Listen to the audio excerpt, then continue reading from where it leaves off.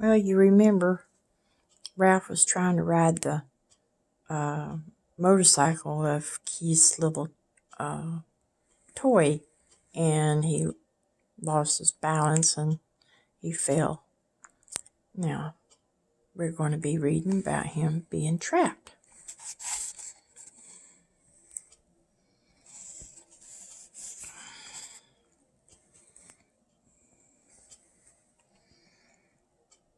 Even though Ralph woke up feeling sick and dizzy, his first thought was of the motorcycle and hoped it was not broken. He sat there at the bottom of the wastebasket until the whirling feeling in his head stopped, and he was able slowly and carefully to stand up. He stretched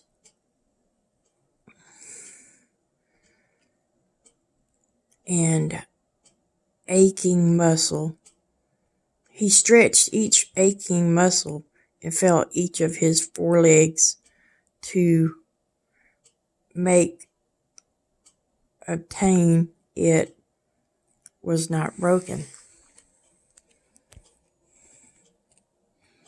When Ralph was sure that he was battered but intact, he examined the motorcycle. He set it up right and rolled it backward and forward to make sure the wheels still worked. One handlebar was bent and some of the paint was chipped off the rear fender. But everything else seemed all right. Ralph hoped so anyway, but there was no way he could find out until he figured out how to start the engine. Now, he ached too much even to try.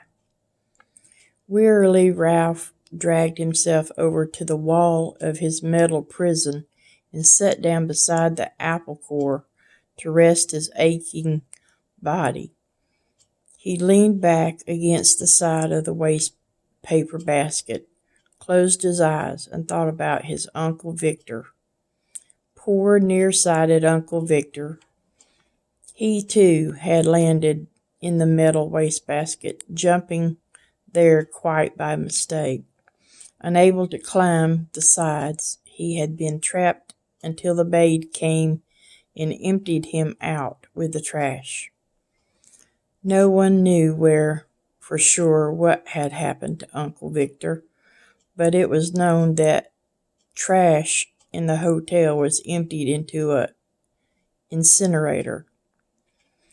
Ralph felt sad and remorse thinking about his Uncle Victor getting dumped out with the trash. His mother had been right after all.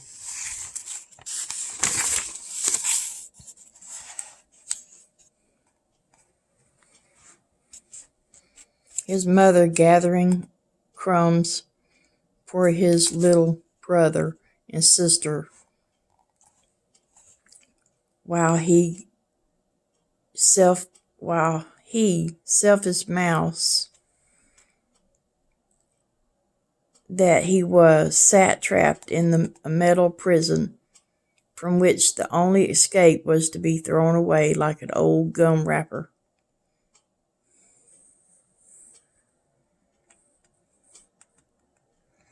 Ralph thought sadly of his comfortable home. Ralph thought sadly of his comfortable home in the mousehold. It was a good home, untidy but comfortable. The children who stayed in room 215 usually left a good supply of crumbs behind, and there was always water from the shirts hung drip dry beside the wash basin. It should have been enough. He should have been content to stay home without venturing out into the world looking for speed and excitement. Outside in the hall, Ralph heard footsteps and Matt, the bellboy, saying, "These new people in 215 and 216, somehow they got the idea these here mice and there is mice in the hotel. I just opened the window and told them the management wouldn't stand for it." Ralph heard a delighted laugh from the second floor maid, a college girl who was working for the summer season. "Mice are adorable, but just the same, I hope I never find any of them in my rooms. I'm afraid of them." There were two kinds of employees in the Mountain View Inn: the regulars, none of them young, and the summer help, who were college students working during the tourist season. "If you don't like mice, you'd better stay away from that knothole under the window in room 215, advised Matt. The sound of voices so close made Ralph more eager than ever to escape. "No!" he shouted, his eager than ever to escape. "No!" he shouted, his voice echoing in the middle chamber. "I won't have it. I'm too young to be dumped out with the trash."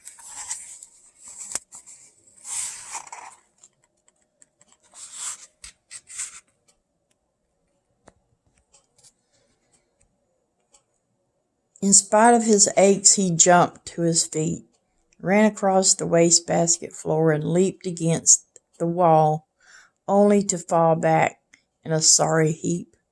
He rose, backed off, and tried again. There was on the floor of the wastebasket a second time.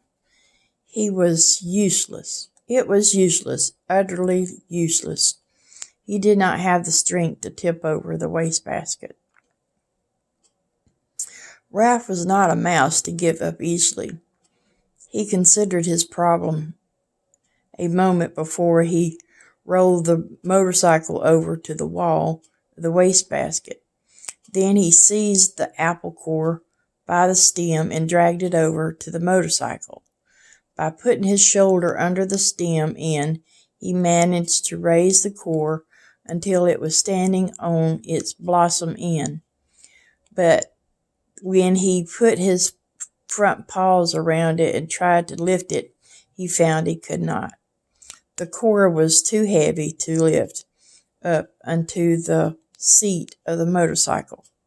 Ralph was disappointed, but when he stopped to think it over, he saw that even if he could manage to get the apple core on top of the motorcycle, it still would not be high enough or allow him to climb out the wastebasket. Bruised and defeated, Ralph dropped the core and decided that he might as well be thrown out with the trash. On a full stomach was an empty one. He took a bite of apple and felt a little better. It was the best food he had eaten for several days, juicy and full of flavor, and much better than the damp zwieback crumbs the last guest had left behind. He took several more bites and settled down to a hearty meal, saving the seeds for dessert. 2 ant scouts appeared on the rim of the wastebasket. "Go away," said Ralph crossly, because he did not like to eat food crawling with ants, and because it embarrassed him to be seen in such a predicament. The ants left as silently as they had come. When Ralph had eaten his fill of the apple, he curled up beside the core. He only hoped that someone might happen to drop a Kleenex over him. It was bad enough to be carried to one's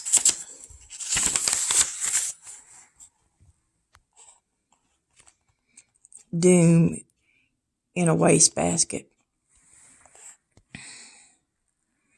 But to be carried to one's doom by a shrieking maid was unthinkable. There was one tiny ray of hope.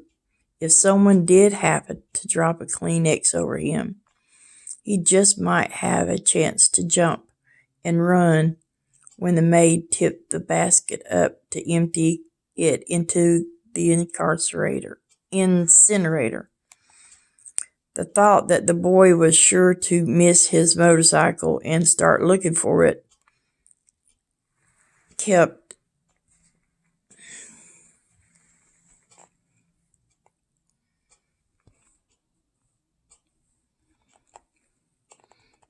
Ralph. Sorry, I lost my place. Kept Ralph tossing and turning behind the apple core until, stuffed and exhausted, he finally fell asleep. Chapter 4. Keith. Ralph did not know how much time had passed before he was wakened by the lamp on the bedside table shining down on him. He squeezed himself into the tiniest possible ball, wrapped his tail around his body, and tried to make himself as thin as the apple core. "My motorcycle!" shouted the boy, the very first thing. Somebody stole my motorcycle."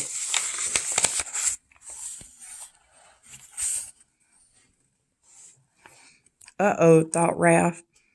It won't be long now. "Nobody stole your motorcycle," answered the boy's mother from 216. "It's around someplace. You just mislaid it. You can find it in the morning. You had better get ready for bed now." "No, I didn't mislay it," insisted the boy.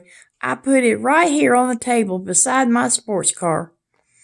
"You'll find it someplace," said his mother, not much interested. Boys are always losing things. Ralph cowered behind the apple core. Keith opened the drawer of the bedside table and slammed it shut. He jerked back the bedspread, yanked the pillows off the bed, and threw them back. Then he got down on his hands and knees and looked under the bed and the table. Ralph wrapped his tail more tightly around his body. "Here it comes," he thought. The boy's face appeared in the opening of the top of the wastebasket. Ralph's heart raced like a motor. "Ha!" said the boy to himself. "Here it is. I wonder how it got here." His hand came down into the wastebasket and seized the motorcycle and lifted it out. Still leaning over the wastebasket, he examined the bent handlebar and the chipped paint. "That's funny," he remarked aloud. "It must have rolled off, but I don't see how it could." The boy did the natural thing for a boy to do. He looked into the wastebasket again. Ralph closed his eyes tight and waited. He wished he had not eaten so much of the apple core. If he had not been so greedy, the core would have been thicker and he would have been thinner. "Hey!" the boy whispered, obviously very much surprised. "How'd you get in there?" He was careful to keep his voice lower than the sound of the breezes in the pines outside the door. Ralph did not move. He was grateful to the boy for not touching the apple core, even though it was really no protection at all. "Psst," whispered the boy. "Are you asleep?" Still Ralph remained motionless, except for the slight quiver of his whiskers, which he was unable to control. The boy was silent, but the mouse could feel the rhythmic drafts of his breathing. The boy must be thinking, but what was he thinking? That was what was worrying Ralph. No, said the boy to himself. No, it couldn't be. Could be what? Wondered Ralph, who was beginning to feel cramped from crouching behind the apple core. Hey, wake up, whispered the boy. That was the last thing Ralph wanted to do. Come on, I won't hurt you. Ralph considered, after all, what did he have to lose? If he stayed in the wastebasket, he was most certain to get dumped into the incinerator. He might as well come out from behind a core. If he did, he might find some opportunity to escape. Cautiously, he moved his head from his paws and opened one eye. The boy was smiling down at him. Encouraged, Ralph opened the other eye and lifted his head. That's the stuff, encouraged the boy. Now come on, tell me, did you or didn't you ride my motorcycle off the bedside table? This took Ralph by surprise. He had not expected the boy to guess what happened. Well, yes, I guess you might say I did, confessed Ralph, rubbing his aching muscles. I thought so. Neither the mouse nor the boy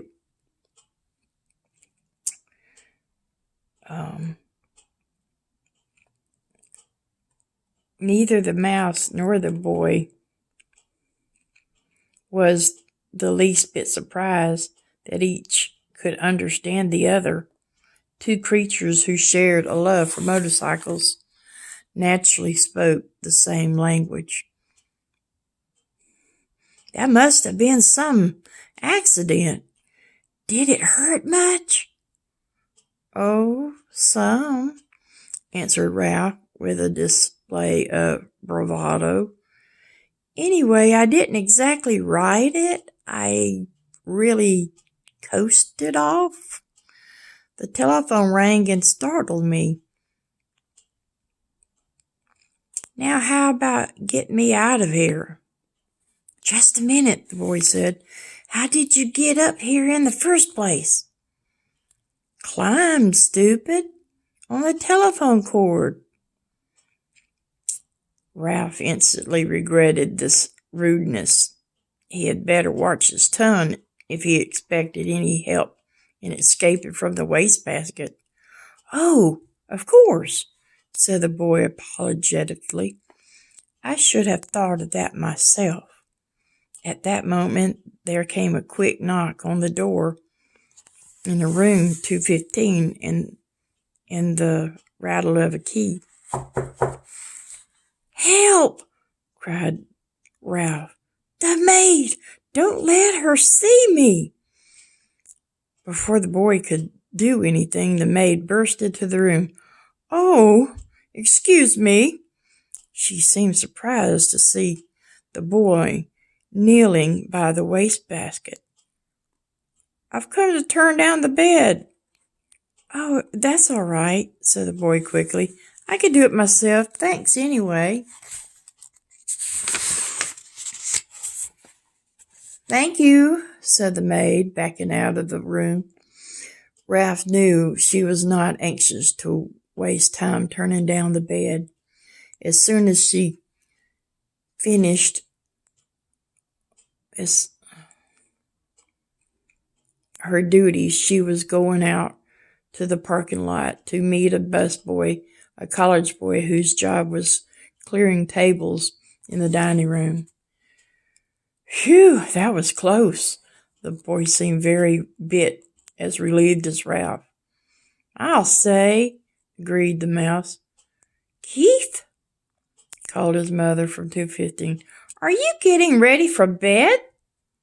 Sort of, answered Keith. You'd better come in our bathroom and take a bath, said his mother. Oh, gee, Mom, do I gotta? Said Keith. Yes, you do, said his father. And don't forget to brush your teeth. I won't, promised Keith. Then he whispered to Ralph, You just lie low. I'll hurry and take a bath and get into bed and turn out the light. And after Mom comes and kisses me good night, we could talk some more. Lie low indeed. Ralph was indignant.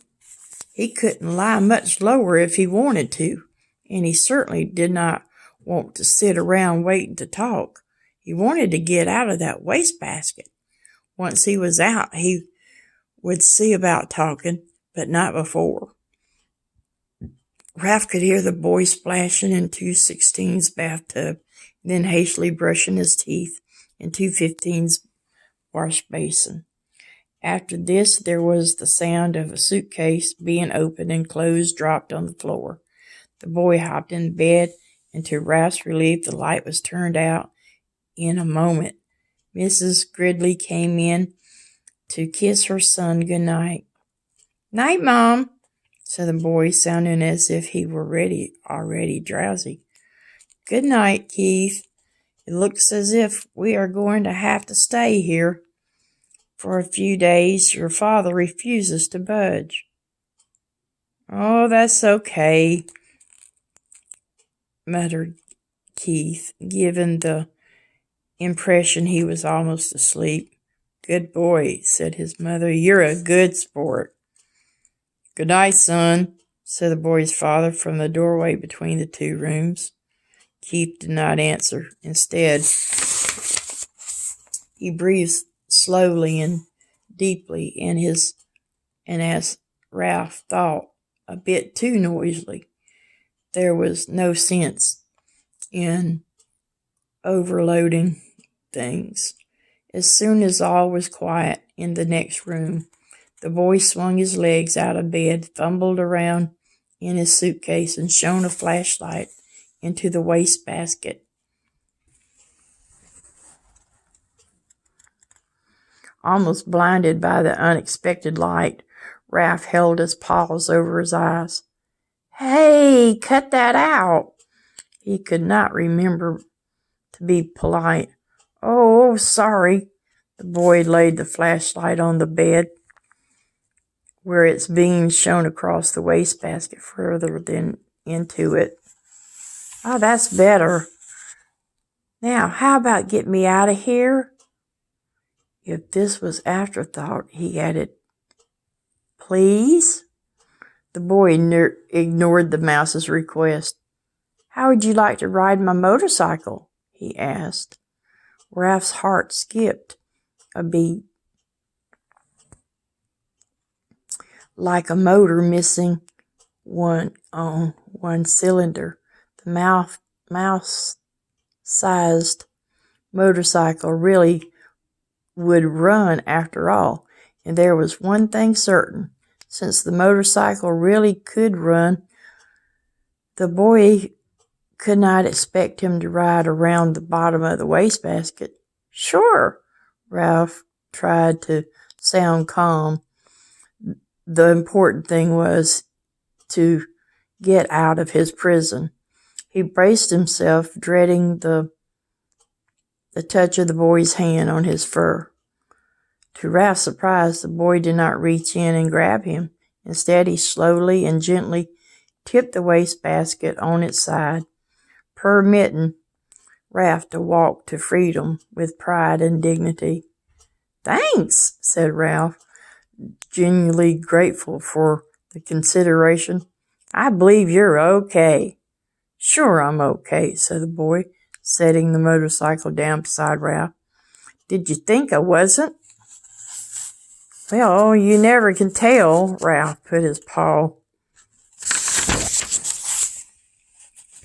on the handlebar of the motorcycle. It's a real beauty, even with bent handlebar. I'm sure sorry about that. Forget it, said the boy. It won't hurt much. The motorcycle will still run. Ralph threw his leg over the motorcycle and settled himself comfortably in the seat. Perfect, just perfect. The boy was obviously delighted that his motorcycle was just right for a mouse. Ralph could not have agreed more heartily. It was perfect, except for one thing. He did not know how to start it. Well, go on, said the boy. Ride it. Ralph was ashamed to confess his ignorance. I don't know how to start it, he admitted. It's the first motorcycle I've ever had a chance to ride. You have to make a noise, the boy explained matter-of-factly. These cars don't go unless you make a noise. The answer was so obvious, Ralph was disgusted with himself for not knowing without asking. He grasped the hand grips, and fearful lest his noise be too squeaky, managed a foo, foo, foo, foo. Sure enough, the motorcycle moved. It really and truly moved across the threadbare carpet. Ralph was so excited that he promptly forgot to make the noise. The motorcycle stopped. Ralph started it again. Woo, woo, woo. This time he remembered to keep on making the noise. He sped off into a square of moonlight on the carpet and found a good threadbare spot without any lumps. Look out for your tail, said the boy. Don't let it get caught in the spokes. Thanks for reminding me, said Ralph, causing the motorcycle to stop. He started it again and steered with one paw while he reached back with the other, caught up his tail, and held the tip safely against the handlebar. It was glorious sensation, speeding around on the carpet freely and noisily, and most of all, fast. Ralph discovered that if he made the noise fast, the motorcycle sped it up. If he slowed the sound, the motorcycle slowed down.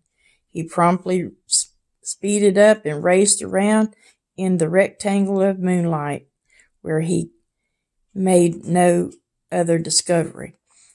When he ran out of breath, the momentum of the motorcycle carried him on until he could take another breath. Well, that's all for right now.